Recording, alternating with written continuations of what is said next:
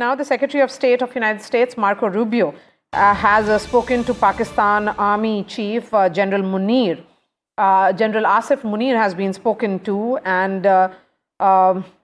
Secretary Rubio has asked him and urged both parties, which is essentially India and Pakistan, to find ways to de-escalate and offered US assistance in starting constructive talks in order to avoid future conflicts. So now the US coming in, and this is again a shift from what we heard from the Vice President yesterday. Now the US Secretary of State, Marco Rubio, saying that he has spoken to Pakistan Army Chief Asim Munir. Remember, he is this general of Rawalpindi who is the hardliner here, who has taken this position against India.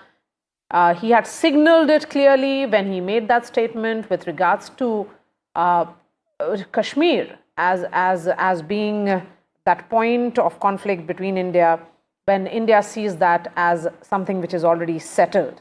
I am being joined by Ghazali now. Ghazali, how should this call be seen? And this is coming at a time when it appears that meeting between the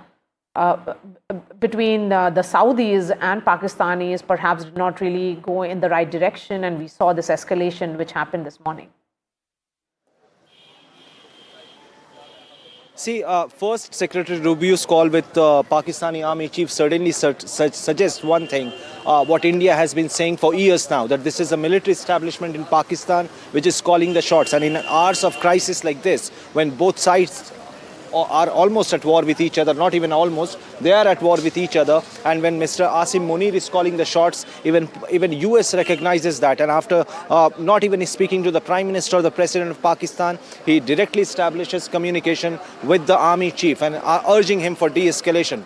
A lot of these countries, be it Saudi Foreign Minister, he was in Delhi day before yesterday. Yesterday he was in Islamabad, and despite his presence in Delhi as well as in Islamabad, Pakistan continued with its attack on the civilian areas in India. So it certainly shows that one, these diplomatic pressures are not working, because India also raised the issue of IMF bailing out Pakistan time and again, and even during hours of this crisis, India urged IMF not to bail out Pakistan, yet they went ahead with it.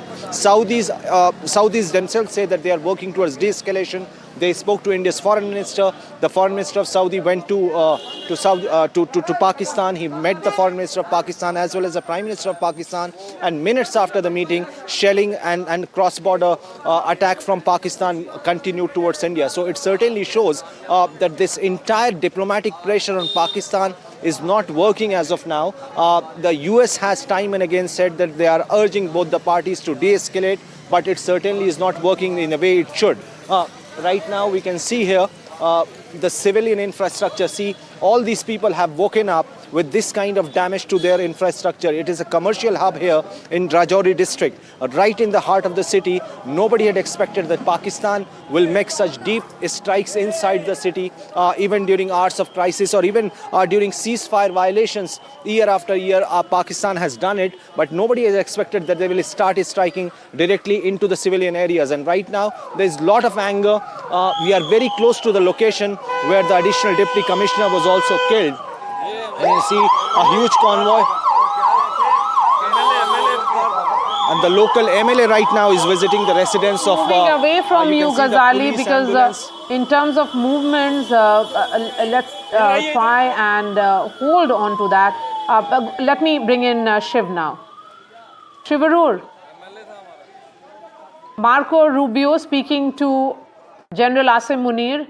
It's he who has actually taken that position against India. I think this is an acknowledgement of what India has been saying, that there is no point engaging with the civilian leadership there, which is completely not in sync, or I would say completely, which is driven by what the military thinks. And that is the reason why this call that has been made is also coming at a time when the Saudi minister is in Islamabad. Maria, when the missiles and drones are flying, when the aircraft are trying to drop bombs, it's always better to save time and talk to the man in charge. So it's at least a good thing that Senator Rubio is not wasting time with Shehbaz Sharif and talking directly to the man who's calling the shots in Pakistan.